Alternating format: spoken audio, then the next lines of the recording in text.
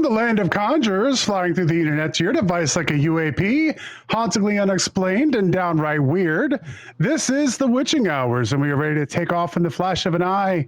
Good evening to one and all, wherever and whenever you are listening to this program. I am Johnny the Frost, and joining me, as always, is the medium Jenny Lee. How are you doing, Jenny?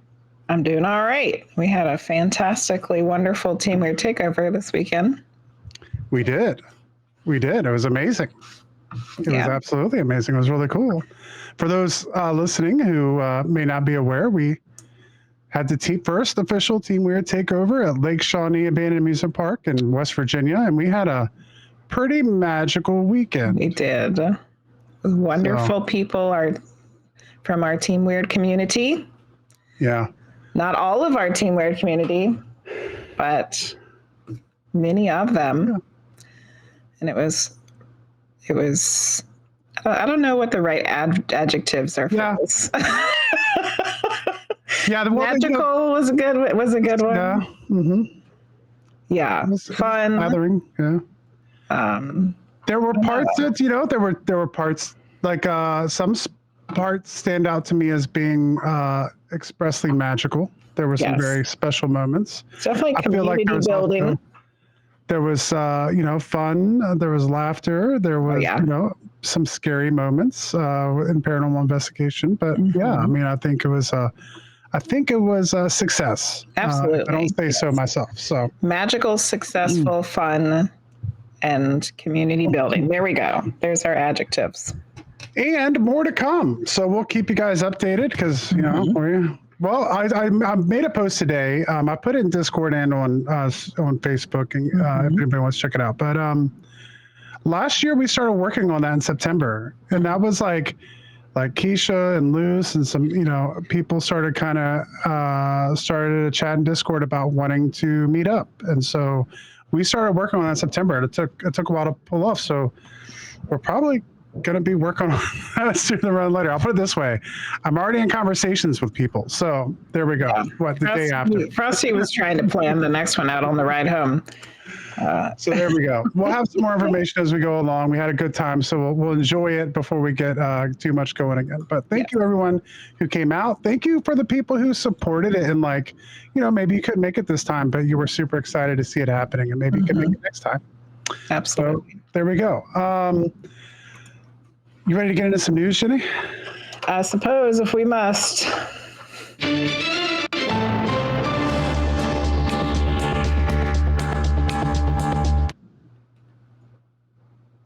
All right. So, there was a lot of stuff happening or things happening over the weekend that we just didn't have any clue about. We were too busy having fun and trying to talk to ghosts. Talking to ghosts and doing crafts and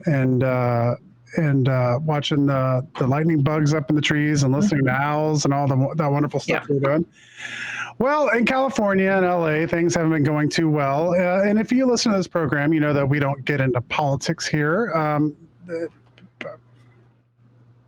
No matter what side of the political spectrum you are, it doesn't really matter here because we don't really look at things in those terms. However, we do talk about conspiracy. We do kind of talk about things that are changing. We talk about a spiritual shift that's coming, and we know that if those things are happening, things are also going to be happening in the physical realm. And so I felt like I actually specifically asked Jenny, should we talk about this?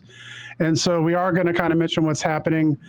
So while we are away, there's protests and riots that are happening in Los Angeles, California. Demonstrations against the use of ICE to deport undocumented immigrants has reached a fever pitch, which has resulted in Donald Trump deploying the National Guard to California. And now in the most recent updates, also possibly the U.S. Marine Corps. President Donald Trump said on Monday he would support the arrest of California's Gavin Newsom.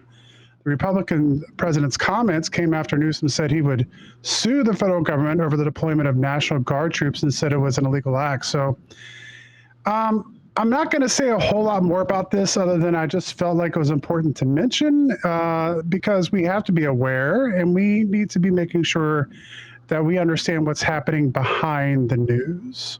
And to be able to... It really reminds me of, a lot of the things that were happening during COVID time. Yeah. which, me and you were discussing last night. We were talking about this at Teamwear Takeover. I was just watching, we haven't even finished it yet, but we're getting close. We were watching AJ from the Y-Files on Rogan's podcast. And, kind of some of the things that came from that and some of the things that maybe people weren't aware of until afterwards, including myself. And so just being kind of more aware and thinking about what's happening behind the scenes. But on to story number 2, 2 rare doomsday fish wash ashore, sparking global superstition, and 2 separate, we talked about this recently. Oh, yeah. There's another one?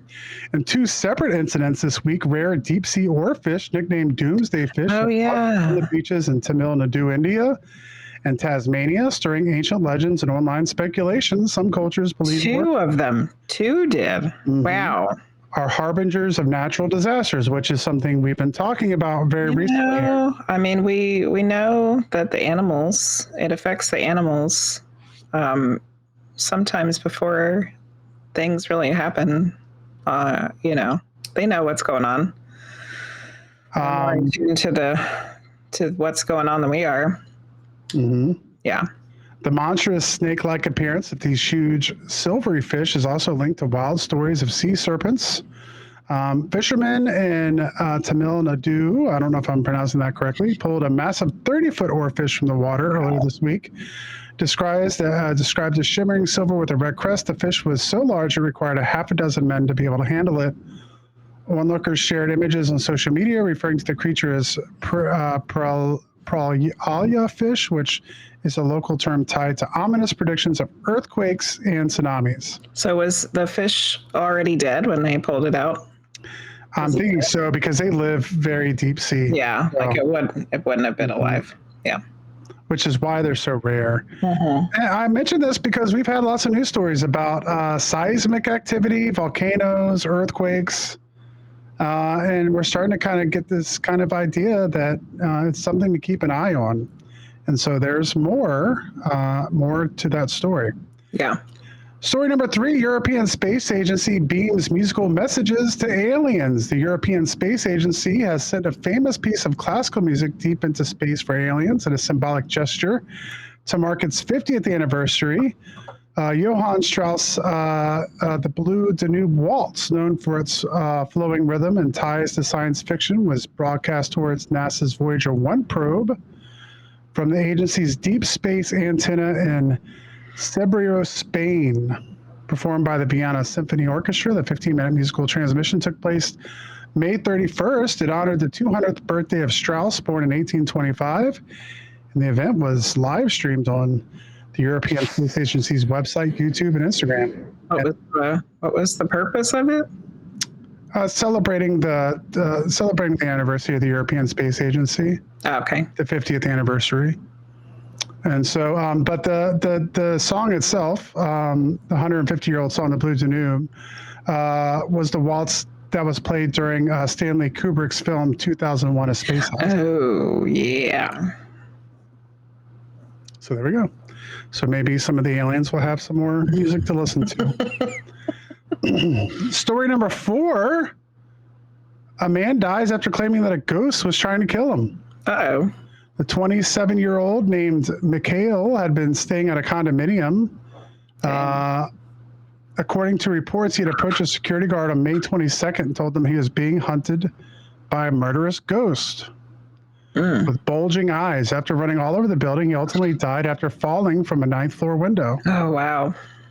He was completely out of it, the guard later said. He kept saying a ghost with bulging eyes was chasing him and trying to kill him. He was terrified, running up and down the building like a madman. Another resident of the building claimed to have heard his screams just prior to the fall. He was yelling in this awful voice. He said it was like something out of a horror film. But until today, he had seemed completely normal. As it turned out, however, there was a very genuine explanation for the man's state of mind. As the police go in to check on the rooms, they did find drugs in the room. Yeah. So they're saying that. However, no matter wherever you come down on this, did the drugs cause the ghost, or did the drugs cause him to see the ghost? Or did the man, or did they put the drugs in later? No. Never know. You're just getting into all kinds of stuff here. That's a sad story, though. That's what we do here. Mm-hmm. We get in all kinds of stuff. Yeah. And then finally, story number 5, our last news story tonight was Teamwear takeover happened at Lake Shawnee Abandoned Amusement Park. So this weekend, the infamous Lake Shawnee Abandoned Amusement Park in West Virginia played host to a spine-tingling event as Team Weird took over the haunted grounds for a chilling investigation and paranormal celebration known for its dark history and tragic past. Lake Shawnee has long been a hotspot for supernatural activity. Team Weird, a collective of paranormal investigators, content creators, spooky storytellers, brought their unique flair to the eerie location, drawing in fans of the unexplained from all over. The event featured overnight investigations, spirit communication sessions, and plenty of haunted hijinks. Yeah. Attendees were treated to first-hand encounters with park's most notorious spirits, including those said to linger near the rusted Ferris wheel and former swimming area. Whether you're a seasoned ghost hunter or just love a good scare, the Teamwear takeover proved that Lake Shawnee is still one of America's most unsettling and unforgettable paranormal hotspots. Unforgettable. Yeah, it was unforgettable. That's for sure. And that was the weird news. All right. Thanks for ending it with something positive. It's our goal here, right? I try to put the bad stuff up front so we can wash it away a little bit. Yeah. All right, let's go ahead and get started with the Mina Tonight show. Once again, thanks for everybody for tuning in tonight. Thanks for hanging in there. It's so good to see everyone back, and all the people who were with us over the weekend or people who wish they could have been with us here over the weekend. It's good to be back right back here on Twitch and on the Spirit Realm Network for our Monday night show. Sharon Farber graduated cum laude at Phil Phi Beta Kappa from the University of Massachusetts Amherst in 1983 with a BA in sociology. She has been a massage therapist and healer for 37 years and is also an award-winning artist. Sharon is a medium, mentor, teacher, and the author of Choosing to Be a Medium, which was published by Llewellyn. Her forthcoming book, Trance Mediumship, will be published by Llewellyn and Dreamscape Publishing in early 2026. Boy, do we have some stuff to talk about. Sharon offers private readings and public demonstrations, both in person and online, leads 5 weekly online mediumship development circles, and teaches classes and workshops in a variety of formats. Sharon also hosts mediumship retreats and works with students and clients around the world via Zoom. She teaches with an "if I can do it, so can you" attitude. Please welcome to the show, Sharon Farber. Welcome to the show, Sharon. Hi, thank you so much for having me. My pleasure to be here. We are excited to talk to you. Yeah, we definitely are. Yeah. Well, I know, I guess we should wait to get into it, but there's a lot of things in your bio that I know myself, but especially Jenny, are probably really eager to delve into. Mm-hmm. So I guess, where we normally start when we have somebody on for the first time is just kind of going over how did we wind up here? How did you kind of get into mediumship in that part of the world? About 13, 14 years ago, someone said, "Hey, want to go to this mediumship event in someone's home?" And I said, "Oh, that sounds interesting. Sure." No burning desire to explore mediumship, just, sure, that sounds good. And then I went, maybe it was 15 years ago, and I went, and it was a small demonstration. There were 10 or 11 of us and a brilliant medium, and she connected with loved ones in spirit for all of us. And she connected with a close friend of mine and my firstborn dog. Mm-hmm. And I went from "that's interesting" to, "Oh my gosh, that's fascinating and amazing and healing." Mm-hmm. And I had a massage therapy center at the time. So I invited her to come to my massage center. She came once a month for about a year to give small group sessions, small group demonstrations. I think it was about 8 people each time. So I was there and I got a few more connections and I watched other people get them and I saw how incredible it was. And then I thought, I want to do that. There are some other things that happened also. Yeah. Massaging a man with chest pain who's 11-year-old daughter died in a hospital from an appendicitis that they didn't know what it was. And the guy, it's a year later, and the guy still has pain in his heart. And that was a year or so later. It's like, this man and his wife, they need a medium. If they went to a medium, the daughter would come through, explain it wasn't their fault. She's fine on the other side, and bring them a little bit of healing. But this was 13 years ago, and there weren't mediums on every corner like there are now. Yeah. So it was kind of my experience with the woman who did all those readings, and then the man with the pain who lost a child, and together was like, I want to do this. I'm going to learn how to do this. And then hundreds of people since then, hundreds and hundreds since then have said, I didn't think you could learn to be a medium. I thought you had to be born that way. And I had to overcome that sentiment. I said, well, I'll find out. So I found out, and I did. I could, and I did. So do you think, it sounds like that you think that really, like, anybody can do this. Anybody has the ability to have psychic or mediumistic abilities. Is that how you feel about it now? Pretty much.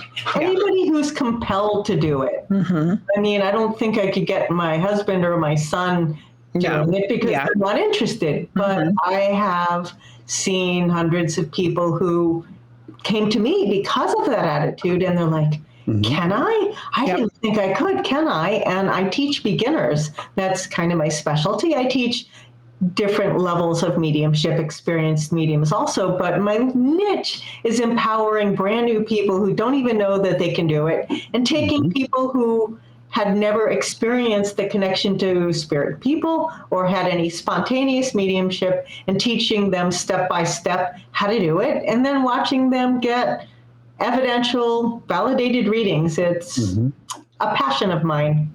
So yes, that's pretty much what I believe. Yeah.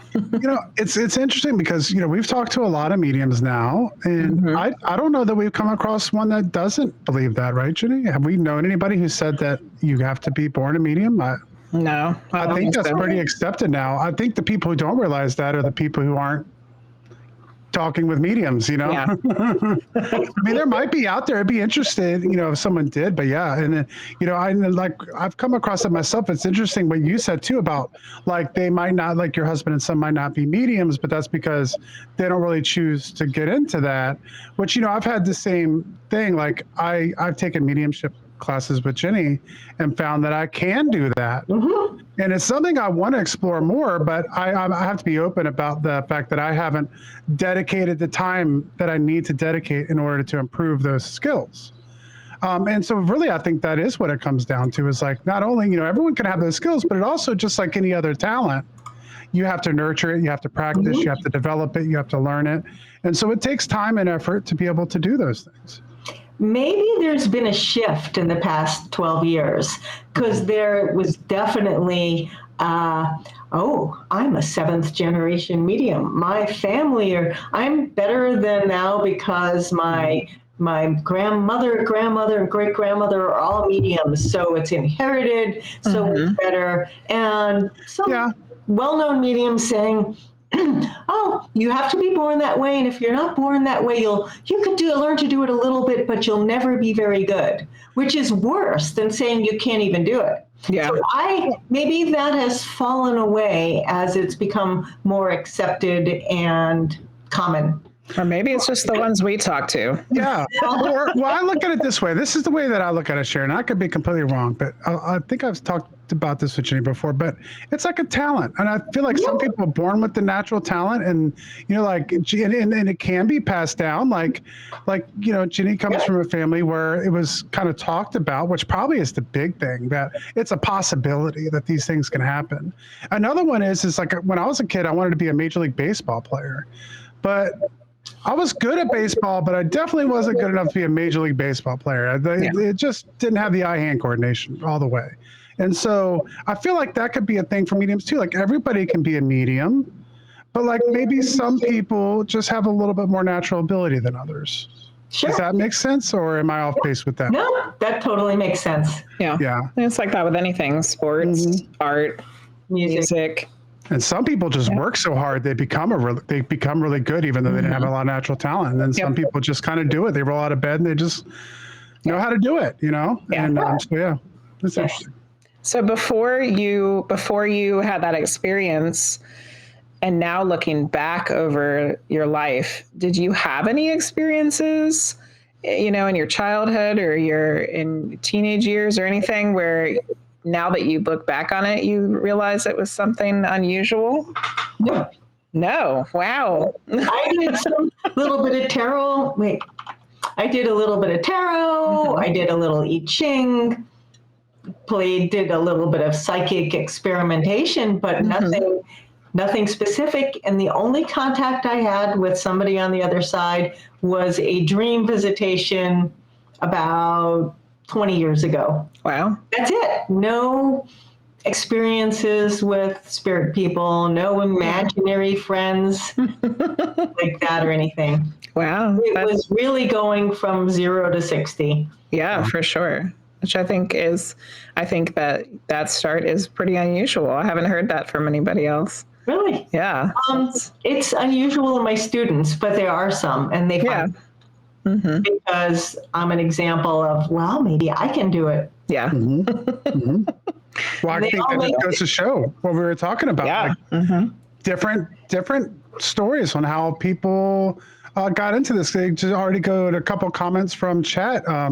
Lou said, I really think that COVID lockdown forced a lot of people to look within, and people found these gifts, is what Lou had said. And then Cole Drake was talking about external distractions, world events, cell phones, social media can really hamper someone taking the time to do that introspection of the self. So, I agree. I think some of this stuff happened during COVID. People had more time to be able to work on those kinds of things. Yeah. It helped. COVID and the lockdown helped my business thrive, my mediumship, because all of a sudden it was all online, and I had students and interested people all over the world working with me on Zoom. Yeah. I still do it. Instead of doing it mostly in person in my little dinky neighborhood. Yeah.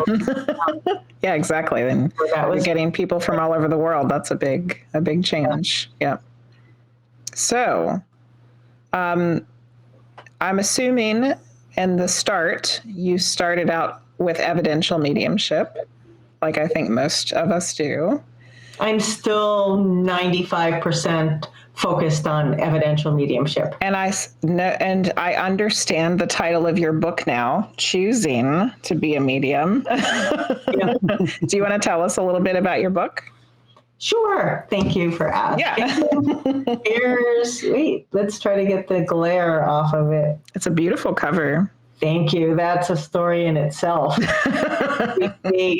They came up with this. I was like, no, listen to everything you said about everything, every revision and everything. That is not the book cover. So I had to fight for the book cover, and I'm really happy about it. About the book. Well, the working title was How to Become a Medium When You're Not Born That Way, or Are You? Which is a little long, which is why they came up with Choosing to be Medium.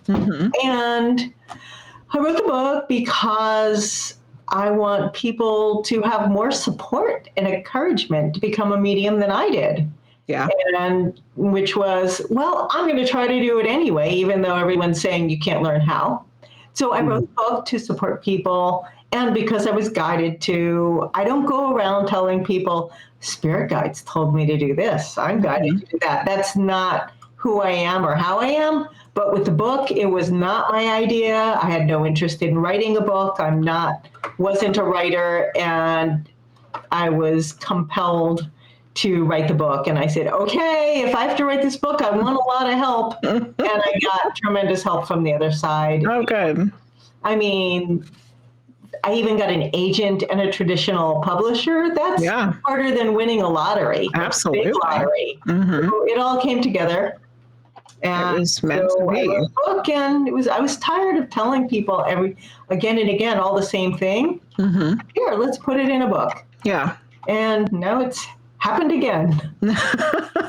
So it's so the book is kind of it tells your story, but then does it also kind of lead people in the direction of like it's how a to little be? bit of my story. You know? This is what happened to me, and then it's step by step what it is, how does it work, how to do it. It has 65 or 68 exercises in it. Cool. It talks about circles and challenges and all kinds of stuff. So it's definitely a how-to book. How-to guidebook, even maybe even a workbook if you got all those exercises in there. That's cool. Oh, you got a workbook? Did you not know I had a workbook? I did not know you have a workbook. So there's the workbook. So I made a companion journal. Cool. Excellent. That you can track and answer prompts and track your readings. It's got a place to list 50 readings. I did 118 free practice readings, and I scrawled the notes about them in different places, and then over time a little bit on there. So here you can track, who you saw, what you got, what was understood, what could be better. So there's a companion journal. Awesome. I think it's really important to keep track and write down the experiences that you're having, whether it's for during readings or your own personal experiences, because it happens so fast, and you don't retain all that information over time. But to have it so that you can go back and look at it and read it is really helpful, because sometimes you just forget. Now I record some things. I record my readings and demos because now it's online and Zoom. Yeah. 13 years ago, that wasn't a thing, at least not for me. Yes. Yeah. Yeah. It, like we were saying, COVID definitely helped all that stuff. Yeah, like that was a big thing for you too, Jenny, because it's like you have all your stuff recorded. So it's like, like to be able to document all the things that have happened. Yeah. Which you wouldn't have had, in 1985. Oh, yeah. 1990, 1995. You wouldn't have had all the. You could have had like some little, you could have had a little tape recorder and record it like that. Yeah. But it just wouldn't have been as widespread as it is now. No. So, so you're doing evidential readings and you learn how to be an evidential medium. And then you also have a book coming out that's about trance mediumship. So how did that get started? Were you prepared for that? Did it come out of nowhere? Was it something that you found you were interested in, or tell us about that? There's a college in England called Arthur Findlay College. I'm sure you've heard about it. It's like the real Hogwarts, yeah. Yes. I went for the first time in 2012, then I went back in 2014, and then I went in 2017, and there was some trance. We had a class that was regular mediumship, and I got to taste trance. And it was very interesting. And the idea with trance for your listeners is, instead of doing regular mediumship, I have your father here. He was this, and that, and he wants you to know. Instead, with trance, you invite the spirit person to blend with you, to become one with you, and to let you speak for them. So that's what I learned about in 2017 in England. And I was fascinated. And since I came back thinking, I want to do that. And I started a trance circle that didn't take off. I tried to find a trance circle and couldn't. And then that didn't work out. And then with COVID and everything coming online, I tried a couple trance circles and they didn't work out that well.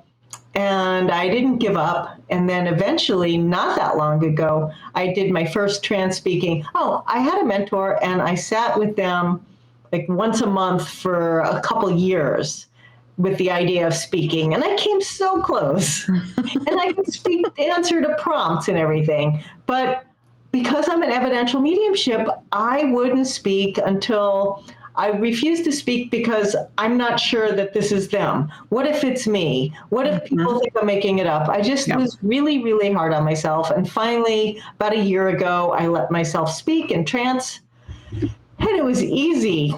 And I let out some words compared to how hard I've been making it look. 7 years. And I did it. And as soon as I did, I'm like, And then I started to trance circles and started doing trance healings and immersed myself totally in that. And also reached out to my agent, who reached out to Llewellyn, and I said, I have an idea for another book. And they loved the idea. And I did a proposal, and they loved it. And then so I've been on the speedy pass for the past year, working trance circles, trance practice sessions, trance healing, and writing a book on trance. Because I'm a teach what you learn, and it forced me to completely dive in and immerse myself. The manuscript is due on June 15th in 6 days. I haven't had a lot of sleep lately, but it's very exciting. So that's the thing about trance, is it's totally different. But my problem was evidence. Yep. Instead, it's trust and surrender and speak. And it's not validating the identity of people. Yep. But I've gotten there so that I have recordings of me speaking in trance, and it's certainly not information that I would say. It's not words or whole almost lectures that would come out of my mouth or out of my mind.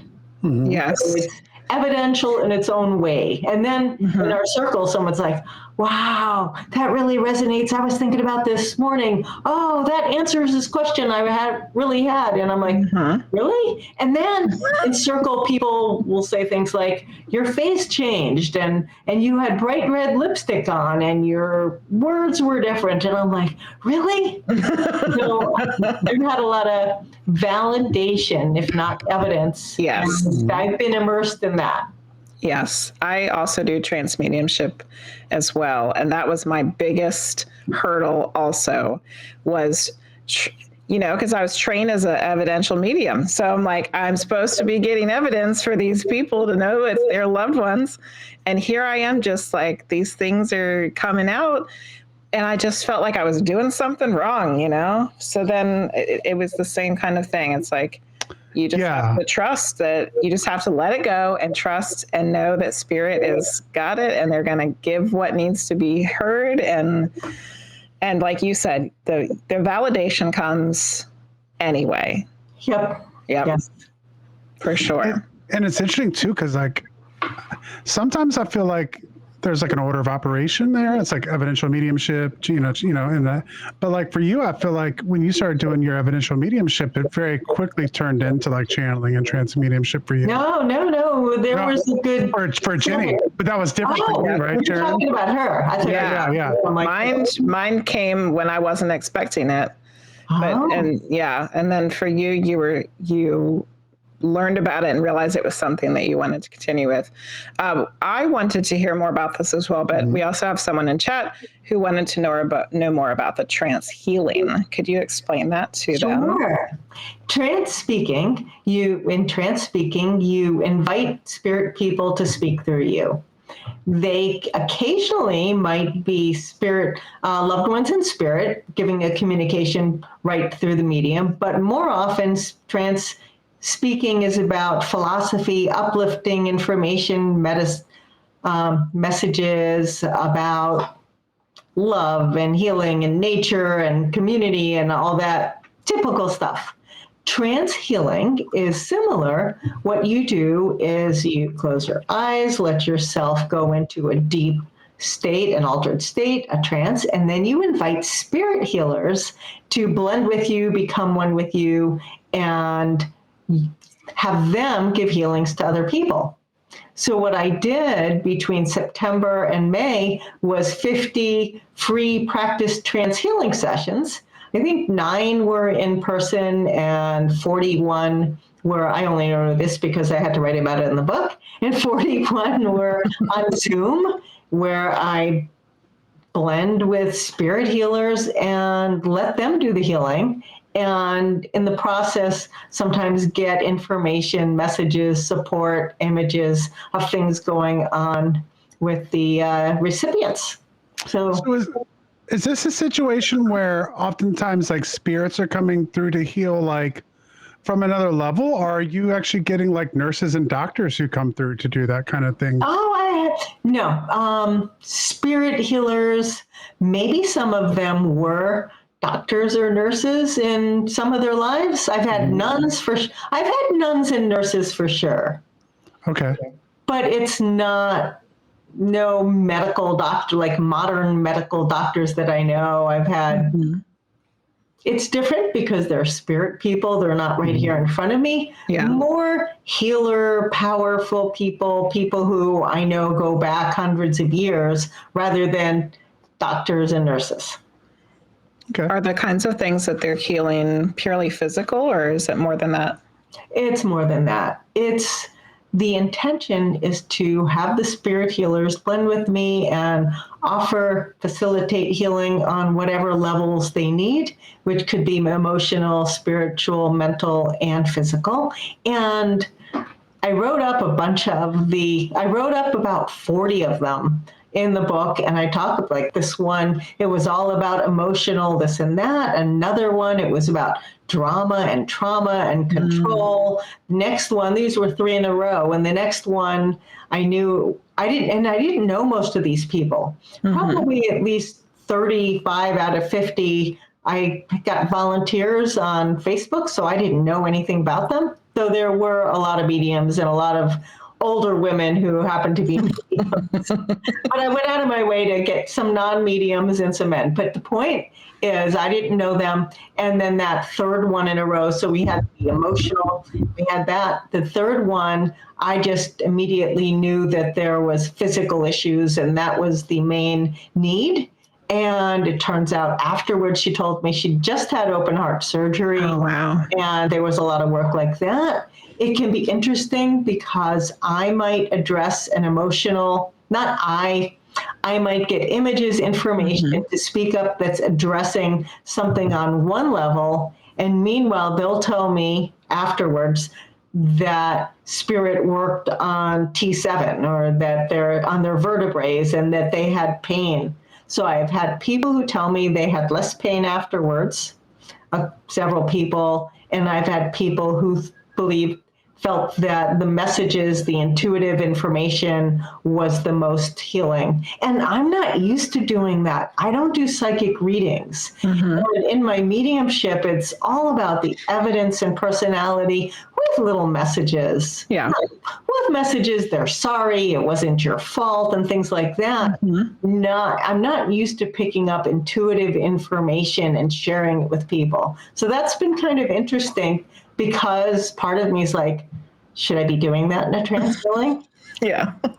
And I'm still sorting it out. Yes. It's always a learning process, isn't it? Does that explain what trance healing is well enough? I think so, yes. We also had another question. Keisha wanted to know, have you ever channeled entities other than human? I have not. And that's probably because of intention. In my rigid definition of evidential mediumship, it's all about connecting with significant, recognizable loved one in spirit. You don't have to love them. It could be your great-grandmother, the crotchety neighbor, but it's evidential mediumship is people that you know. In my trance mediumship, my trance speaking, I am narrowly focusing on people who were human on this planet. Basically spirit guides, or maybe they're not a guide yet, but other people who've been living. I consider talking to people from the Pleiadians or aliens or things like that to be channeling rather than trance mediumship. That's an excellent question, because I've asked that question of other mediums before. Is there a difference between trance and channeling? So what is your difference between the two? I just said it. Yeah. My definition of and I acknowledge that this is a rigid, narrow, tunnel vision thing. My definition, purely mine, is that trance mediumship is connecting with people who were on this planet. Okay. In my evidential mediumship, that does include animals. Yeah. Dogs, cats, goats. Just like the earthly realm, things from Earth. People and animals with emotions, bonds, and connections. With my trance mediumship, my focus and intention is connecting with people from this planet, humans who've been here. But then, so channeling could be from other things. Everything. In my definition, channeling would be anybody and everything else. But if somebody wants to label it different and have different definitions, that's fine too. I mean, well, we're all for my purpose and for my teaching and my book, this is what I'm connecting with people from the earth realm. I think that's interesting because there's been a time where I use those two words interchangeably, that they kind of meant and mediumship. The channeling and the trance, yes.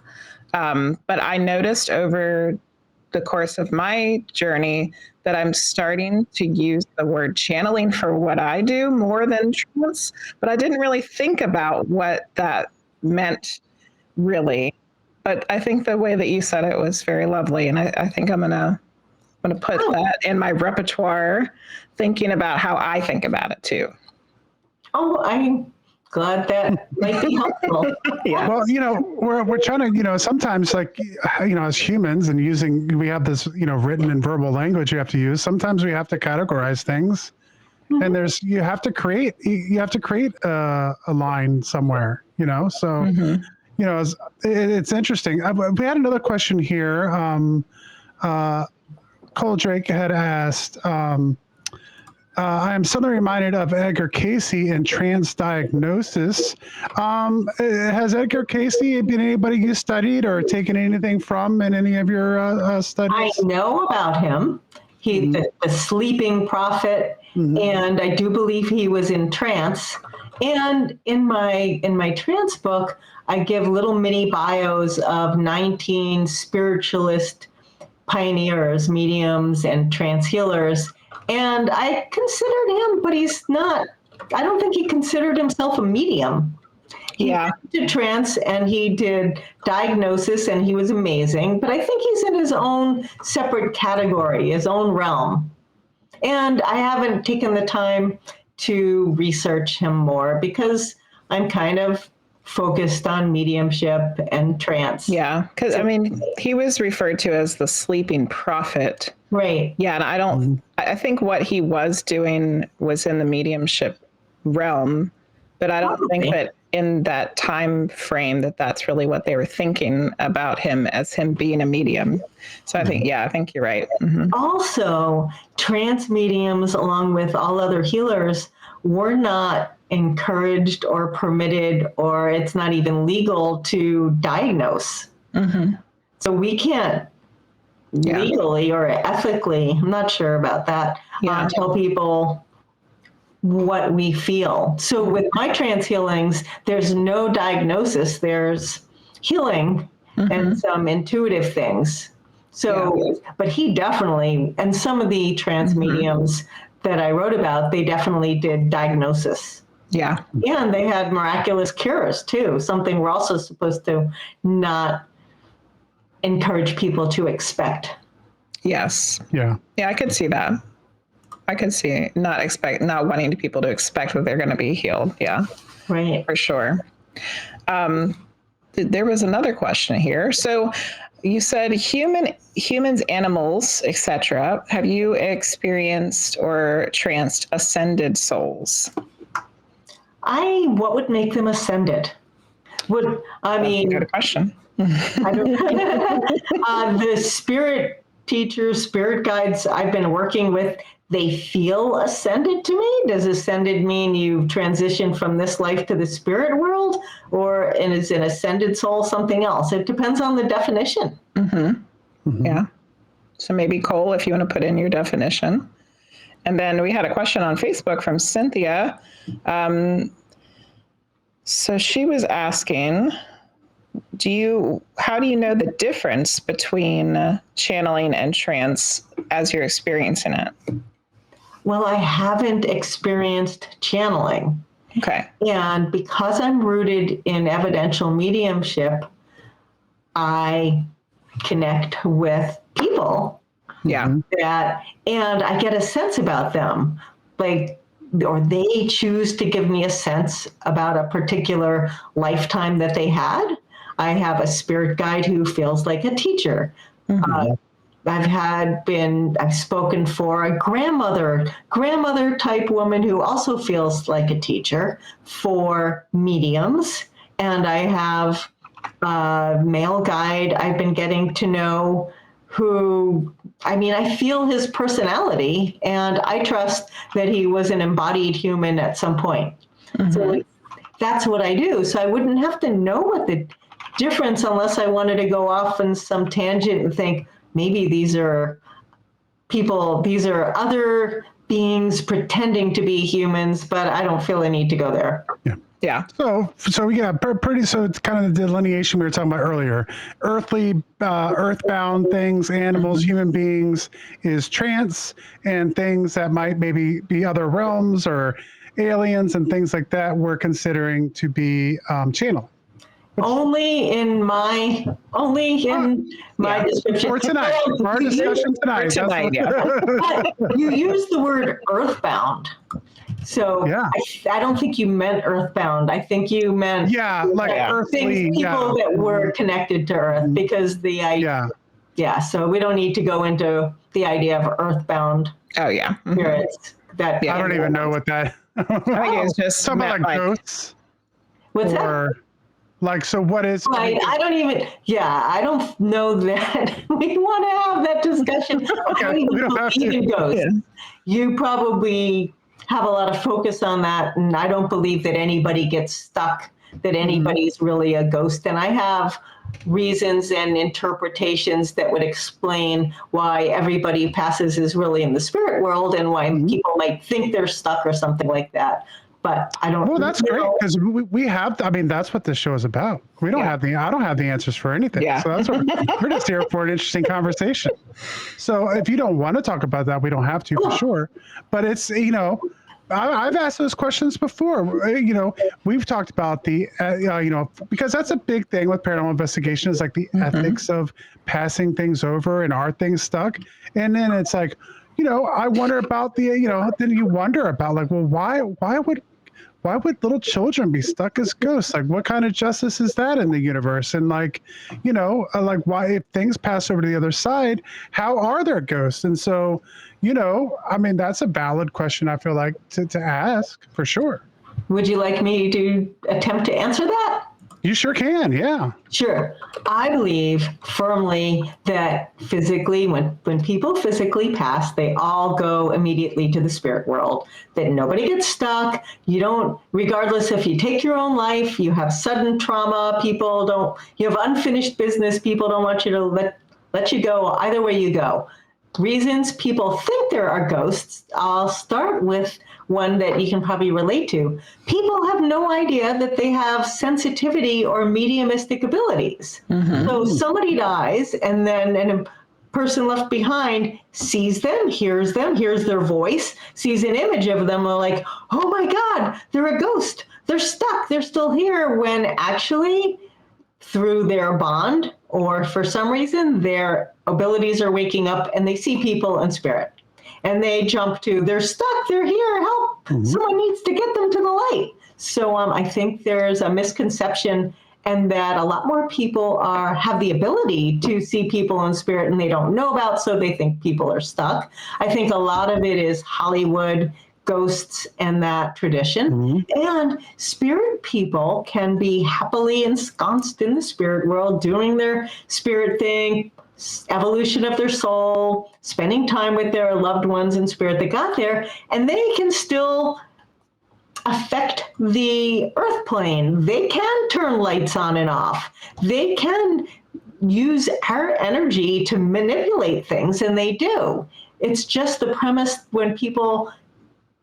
if people understand that a spirit person is doing something, causing something to happen there, and they make the jump that they're a ghost or stuck, versus, spirit people are playing with energy again, or you've got adolescents and they have crazy hormones and energy all over the place, or kinesthetic abilities they're not even aware of. And the spirit people are, woo, we're going to have a field day with the energy from these people. Let's throw things around. Let's really make things known so people in the other side can affect stuff, make things happen, but it doesn't mean that they're stuck, earthbound, or ghosts. And one other thing is that I don't believe in haunting and ghosts, but I believe in energetic imprints and residual energy. Like if two people were in a room arguing, having a nasty fight, and then you walk in, you can feel that, it's like, ugh. Yeah. Well, imagine places where people were tortured and there were terrible things happening. And then people know about this place, and then embodied people go there and they fling all this energy at it to create this huge energetic imprint of something ugly. And then you go in there, oh, that place is haunted. And kind of like that. Yeah, it's like that energy, the energy building on the energy, building on the energy. Right. And those places that have that energy, that are notorious for that energy, are typically places like, old sanatoriums and prisons and jails, and there was a lot of possible residual energy in those kinds of places. I can only imagine, being in a cell for years and what kind of mental, things I'm thinking about and how negative that would probably be to a certain extent, So, yeah, for sure. I could totally see that. So I think it's just the interpretation is different. Yeah. Yeah, exactly. No, and I'm glad we delved into it, because I don't know if I'm, we're on the exact same wavelength, but I think a lot of the things you said, I agree with for sure.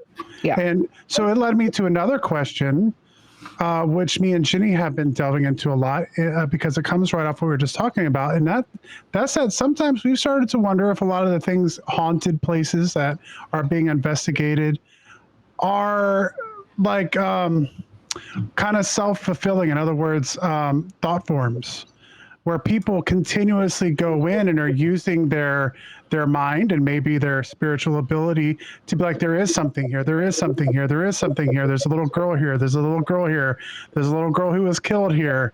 And before long, you start that energy kind of takes on a life of its own, and stuff starts happening that seems to go with the legend, just because people keep bringing that energy into this space. Is that something that you've thought about, agree with, disagree with?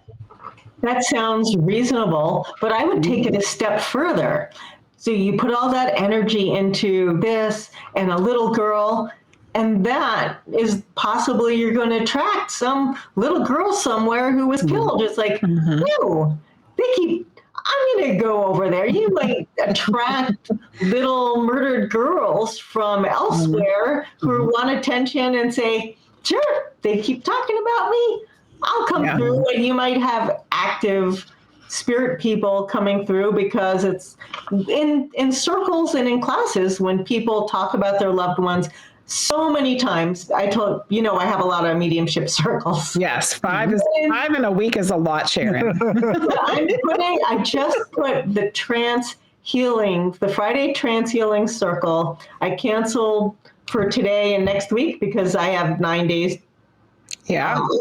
No, I have 6 days to finish my book. But I decided to put that one on hold for the summer. So that leaves me with 4. But the point was, so many times somebody comes through and then the person who got the reading is going to say, I was just thinking about them. I was just talking about them. Oh, look, I have their XYZ right here in front of me. You think about spirit people, especially the people in circle. It doesn't work as well for me, or I'd get more hits during the circles. But you do that and they come through. So I could see people saying, oh, they're going to put all this energy there. I'll show up. But I don't have a problem with the idea of thought forms either. Yeah. We create things with our mind. Yeah. Yeah, we do. Yeah, we do. All right, real quick, we've reached the top of the hour, just about. It's 8:58 here on the East Coast. And so we're going to do a little reset here. First, I do want to mention that we're talking to Sharon Farber tonight. And we have the links that you can check out listed. I'll get into those in a minute, listed in the chat. And if you're listening later on a podcast, I'll have that all listed down in the description below. But if you love diving deep into the paranormal and unexplained here on the Witching Hours, then you already know medium Ginny Lee, but did you know you can book a private session with, explore her spiritual services, and check out her latest content all in one place? Head on over to mediumginnylee.com. Whether you're seeking guidance, answers from beyond, or just curious about what the spirit world has to say, Ginny offers personal readings, mentorship, and more. Don't miss your chance to connect directly. Visit mediumginnylee.com and take the next step on your spiritual journey. It's just a click away. And we have those links in chat. I want to bring those up right now. So make sure you go check out SharonFarber.net. Yep. Go there. Put it on your bookmark. That's what I did. I went today and I joined. I was going through the bio and I saw the personal group there that you have for readings for mediums and stuff. And I went and joined that. I'm excited to follow that. So go find Sharon Farber. Also, we'll have the link to the Facebook groups and also to Instagram. So you can go and follow and find out all those cool things and workshops and all those things that are going on. So make sure you go check that out. And like I said before, if you're in chat, those are listed, pinned to the top of the chat room. And if you're listening later, all those things will be listed in the description below. Thank you. All right. So I wanted to get into a little bit about how, when you're doing trance, whether it's healing or speaking, what are you experiencing physically, emotionally? How are you picking up on it? Like, is the information just flowing through you? Are you picking up on other information than what's being spoken? Just all around, like, how you're experiencing it. I have been sitting in circle. That's primarily my trance experience. And I close my eyes and use my intention to get out of the way, breathe and let go. And I invite a spirit person in. And I don't get a lot of physical sensations, if any. So that's why I'm saying that this is just my personal experience, because I sit with other people and they feel things more physically. What I do is have a sense of the person. At first, I had too much of a sense of the person because I wanted to describe the person and say, oh, they're like this. So I had to get away from that because that's your evidential mediumship. So I try not to focus on that, but I will often have a sense of the person. And then I just let them speak. And so for me, it's the talking. I let them talk, and depending on who they are, I have a clearer or a vaguer sense of whom they are while I'm speaking. The cool part is the feedback from the other people. Oh, I saw this face, this man, and I could see his outline, and he came from the side, or your face really looked like a grandmother, and that's what the feedback is. But over the past month or more, I transcribed a lot. I watched the videos and transcribed stuff, and it's not information that I would say. So it's not bells and whistles. It's speaking and for getting out of the way enough to let them talk. Yeah. What are some of your favorite, or what you think might be important for people to know, messages that have come through that are kind of general or for everybody? Don't get caught up in the fear and the drama and the trauma. Huge, especially in the past months. And I got this message while I was receiving a trance healing that I wrote somewhere. I need to make a poster. Be the eye of the storm. Ooh, I like that. I got that while I was receiving a trance healing, and it's like, instead of getting caught up in the storm, be the eye of the storm. And that ties in with other messages about choosing to be at peace. that you can still be responsible, speak out, do and say what you need to without getting hysterical or too much into the drama. So a lot of you get to choose how you feel in the moment, and a lot of choose peace. That's probably the biggest thing. Choose peace, joy, the importance of joy. Who would have thought? But a lot of the messages in trance are the same things people in the spirit have been saying through evidential mediumship for my 13 years. It's the same thing. They don't say work harder, earn money. They say laugh, go outside, enjoy nature, love one each other, nurture, take care of yourself. There's a lot about taking care of yourself. So there's the don't go into the trauma. There's support, encouragement for one's strength, resilience. There's the reminder that we're not here for that long, so take advantage of it. And there's joy and the privilege of being in a body and on the earth and this experience, and that we should take advantage and appreciate that. So does that give you an example? So absolutely. I really like the be the eye of the storm. It's like there's always going to be there's always going to be awful things happening in the world around us, but that doesn't mean that we have to be caught up in it. We can just we're there, but we can choose peace and we can choose joy and still be aware of what's happening in the world. I feel like if I listened to all the advice I've got in my medium readings, I'd be sleeping on people's couches. But it's like, hey, don't worry about work. Like, you just need to chill out. Like, go on an adventure, and like, man, it'd be great. It really would. What they say is, if you take care of yourself, acknowledge your needs, nurture yourself, and fill your needs, you're going to be in a better place to meet other people's needs and to do whatever it is you need to do to not be staying on people's couches.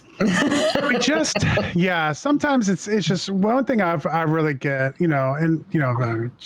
me, but I feel like it's a lot of people too. It's so easy in this physical place to get overburdened a little bit and to become down and to focus on the negative. And a lot of times that's what I see come through all the medium readings and getting to watch lots of Jenny's readings and other, people we know readings. It's really been more about like, you have to enjoy what we have here and connect with the people around you. And that's really what it's more about. So yeah, but maybe sleeping on people's couches. I don't know. No, it's just about not being caught up in the fear and thinking that everything, it's just like, I wrote it somewhere and now it's stuck in a pile. My Be the Eye of the Storm. I think I really need to print it. And then I put it on a Word doc and I had it on my screen somewhere, but there were too many documents, so I closed it. I think I should make a poster. Yeah. That could be on all kinds of things. Stickers, posters, T-shirts. No, I just mean for me. Oh, just for you. Just for me in my life. But other people need it too, though. Have you ever heard anyone else say that? Is it really unique to me? I never heard it before. I haven't heard it phrased that way with that visualization of being the eye of the storm. So I've gotten the same kind of messages. Of course. But like not that way. That helped me realize how I could try to, the imagery, the metaphor helped me try to incorporate it. Mm-hmm. Yeah. For moments at a time. Yeah. I like when Spirit does that, when they give us some information that maybe we've heard a bunch of times already, but they put it in such a way where it really sparks your inspiration and your motivation to see it in a different way. It's always helpful. Yeah. Okay. So I have another question about things that have come through in your readings, whether it's evidential or trance. Have you gotten any information or messages alluding to there being a shift in the way the world is headed. And it feels like it's a lot of times around spiritual things. Have you had any information about that come through? Pretty much no. No. There's nothing from me, from spirit. I mean, I know, I hear it. Oh, you're moving, the veil's getting thinner, and that, but not from me, from spirit. You haven't had that experience. Okay. Good to know. Good to know. Yeah, not That's yet. what we ask. Yeah. Because, some we have, but it's like, I'm curious. I mean, I'm curious too, like to know that it's, not for everyone. Is it everybody? Is it certain people? Yeah. So it's currently not me. Okay. I'm kind of focused on evidential mediumship. I'm like a broken record. And with the trance, letting them speak what they speak. And I give you an idea of what they say. Yeah. But it hasn't been about profound shifts in the universe. Yeah. Good to know. So going back to the beginning of your bio, you're talking about how you worked as a massage therapist and a healer for a long time.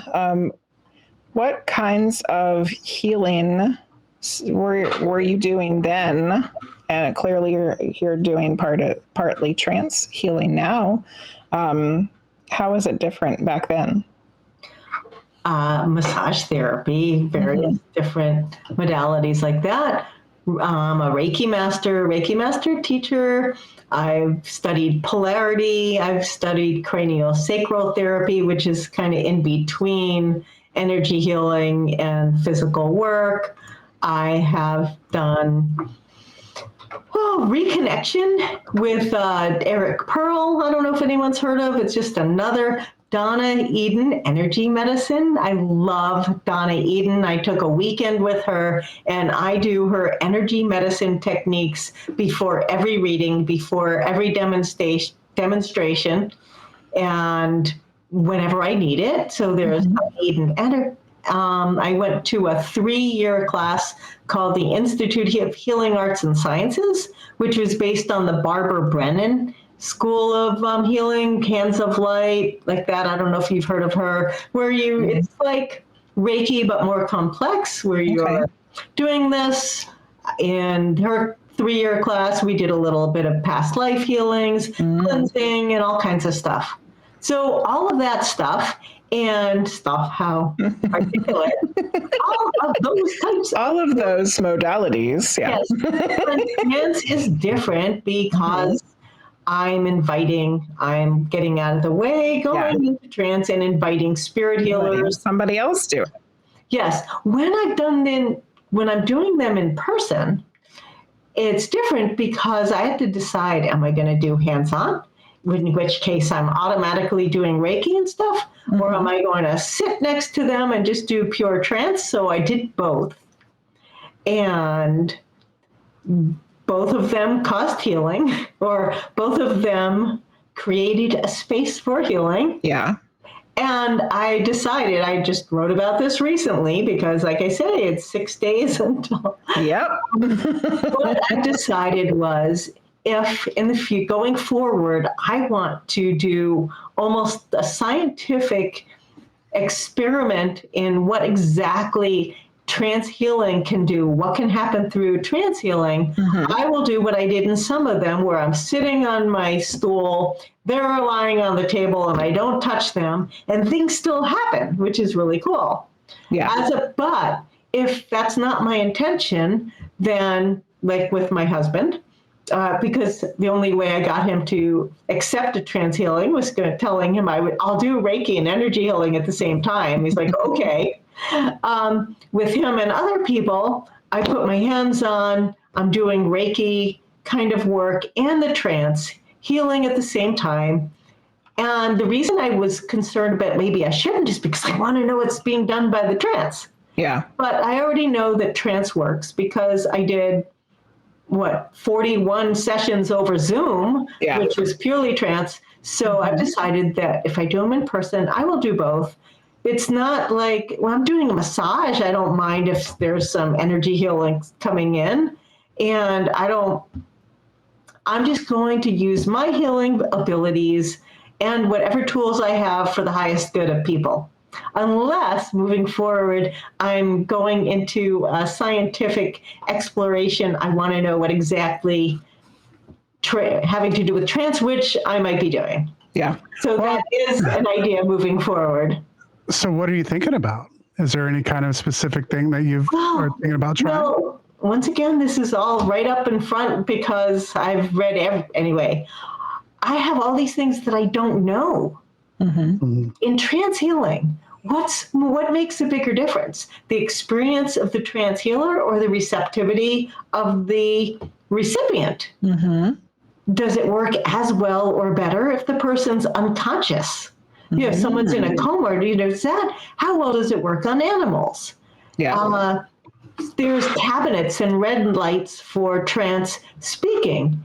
I haven't tried that enough to see a difference. Putting a little red light bulb in my lamp while having skylights and windows wasn't it. I want to do trance and or trance healing with and without red light only.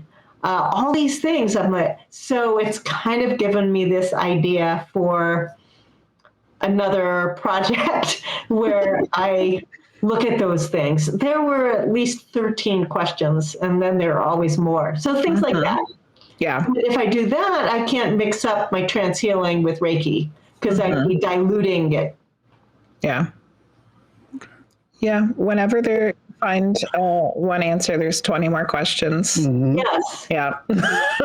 Well, and that's the thing. It's just so many questions. Yeah, like you said, more questions, and they're just going to come because when you get the answer for one, it's just going to be three more, or a dozen more maybe. How important are the sitters when you're sitting for trance? And the number of them and their energy, how significant is that in how it affects the trance medium? And do you need less time if you have more sitters? So if you have a trance medium with 10 sitters for 10 minutes, is that the same as having 2 sitters for 20 minutes? Things like that. So I don't know if there's really a way to qualify that, but I could still explore. Yeah. You have a lot of things to try out. Do I go and what about an ounce of alcohol? Yeah. I haven't done trance. I haven't, but people say different stuff. So there's a lot of research that I've just given away. You can't even cut this. I've just given away all my ideas for my next book. I'm only half kidding. Well, see, you can come out with a workbook for that one too. There you go. And then everybody else who buys that book can do the workbook and try all these things themselves. Oh my goodness. Yeah. I shouldn't have told you all that. I think my publisher, they're gonna yell at me. Well, we've already talked about too that each person's experiences are very different. I know. So you're going to do these experiences to see what's best, what happens for you with your sitters might be totally different for somebody else. And I promise Jenny will not release a book about doing medium readings. She refuses to drink on her reading night. So but that is an interesting experiment, Dennis McKenna, people like that who have talked about using substances to supposedly elevate the consciousness and abilities and stuff like that. It is an interesting thing. I don't know where I sit on that. I think it's really interesting. I don't know if that's somewhere we want to dive into, but that's always been something that's been talked about is people using different kinds of substances to supposedly have more experiences and stuff like that. So being able to have a scientific experiment with that would be interesting to say hey, we had these readings and under this thing, and this is what came out of that. I don't know how you would quantify the result though. I've thought about that. I actually was thinking about that. So I sit in a circle with people. I could sit with them. We do our feedback, see what happens. It's recorded. And I could have and I haven't done this. I could have had a half an ounce of alcohol, an ounce of alcohol before, and have not tell them, have the experience, and then see what the feedback is and what the recording shows. And that gives you at least, it's not, I don't know if it's quantifiable. If I did experiments like that, you might be able to see differences. I might be like, Yeah. I haven't. Well, 1 ounce of alcohol put me to sleep, so let's mark that one out. Really light. I'm a lightweight. Yeah. So that's possible. I sometimes have yerba mate, and I have that in the morning. It's kind of like coffee.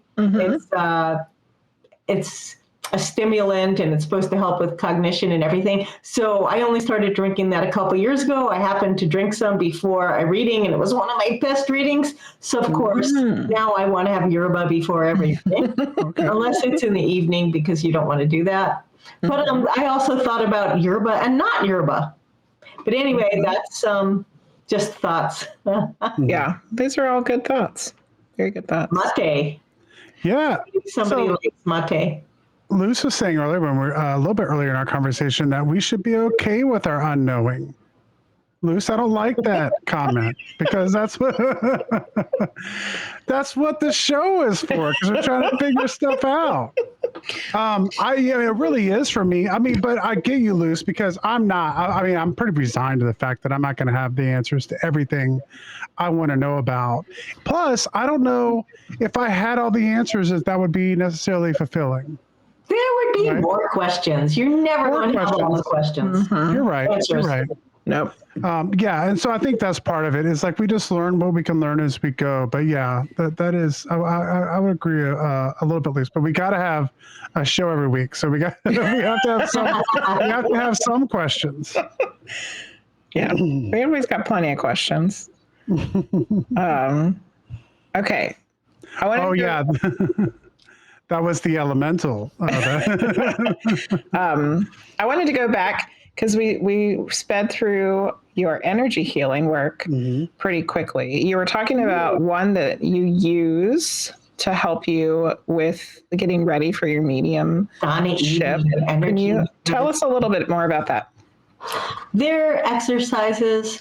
Back when I had my first in-person circle, which started in 2012, it was a Wednesday night at 7:30, and we'd sit there and we used to start off with meditation. So we're there and one day one of the members started snoring. That was a little wake-up call. This is not raising the vibration. About that time, I went for my weekend with Donna. So she taught us over a weekend. She's cured herself from MS and a bunch of other things. She's got this bubbly, she's about 80 now, and she has the personality of a kindergarten teacher, but it's real. You think it's over the top, but it's real. And the exercises are things, this is one for grounding. There's one where you put your finger in your navel and over here, and you push up, and it's called the hookup, and it's supposed to connect the energy meridians on the front of your body and the back. There's one for descrambling your brain. There's one for strengthening your energy field. And she's got a thick book and all about that. I contacted her somewhere between the second and third printing of my book, and I got an endorsement from her. Ooh, nice. I need a new copy. I sent them a copy of my book, and I have this is just an excerpt from it. It's too dark to read. It says, Sharon Farber leaves breadcrumbs that can guide you on a responsible and empowering journey into mediumship. Donna Eden, author of Energy Medicine. She's kind of a mentor and an idol. And I got her to endorse my book. So that's I believe in her stuff. Usually I do in continuing education. So except for reflexology, which I took a 60-hour class and I use it all the time. When I give massages, I still have 3 clients I can't quite wean from after 38 years now. Yeah. 3 clients, but reflexology rocks. But most of the things you try it for a few weeks and let it go away. The Donna Eden exercises I kept because they're super helpful. Yeah. It sounds like a lot of them are very simple. Yes. You know how you do muscle testing where you put your arm out and you can see if something's good for you? Yeah. But when I work in person, I just taught a retreat in the Poconos last weekend. So I was like, oh, I'm working live with people. I can do this. So I'd say, here, put your arm out. Okay. And then demonstrate the power of simple Donnie Eden techniques. And people are like, wow. Before we're out of time, can I tell people about my next retreat? Absolutely. You sure can. Because I don't think, I just came back from the Poconos where I was at the Himalayan Institute on 400 acres in Pennsylvania, and that was really cool. And I'll probably go back next spring, but I'm going to wait to see when the next book comes out so I can ride the tide of the book coming out for that. But in the meantime, my next retreat is in Virginia. That's where we are. It's a place called Pathways Retreat Center on the top of a mountain in Free something, Virginia. I know exactly where that is now. Well, you fly, drive, or take a train to Charlottesville, and it's 45 minutes up into the mountains. So it's Friday to Monday, October 10 through 13, and it's all about mediumship. We'll do regular mediumship. You get to try some trance, and small group, no more than 10 to 12 students. People can come and observe if they just want to hang out with mediums and learn about it, but they're not sure they want to work all weekend. So that's my next retreat. I really like. Well, that's not too far from us, Sharon. We're in Richmond, Virginia, close to Richmond, Virginia. So that's about an hour. Charlottesville's about an hour west of us. So yeah, maybe we can have some Virginia friends get up that way. Yeah, that would be cool. Free Union, I think. Okay. Free Union. That sounds like top something. of a mountain. I mean, you have to have a car that can get up.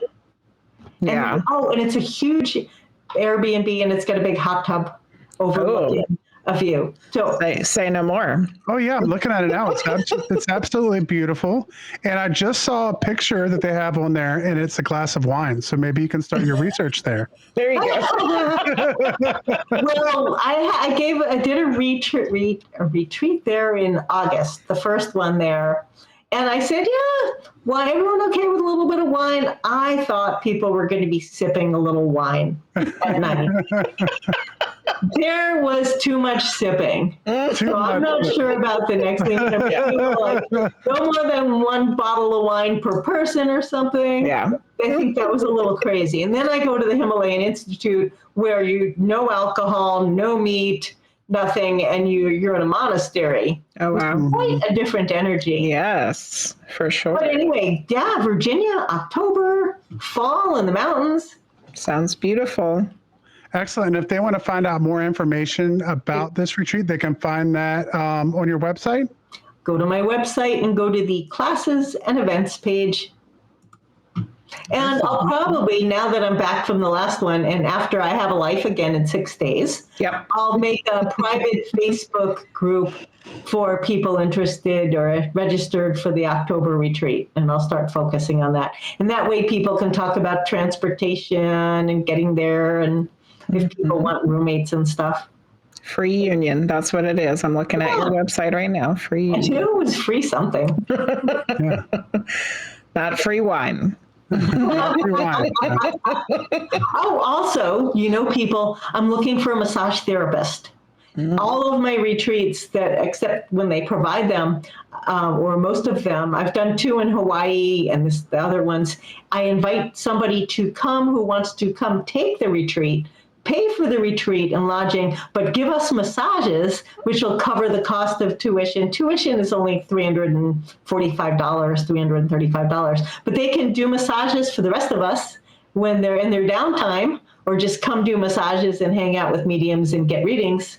So I haven't started doing that because I've been a little busy. Yeah. But starting next week, I'm looking for a massage therapist who wants to come. We know one.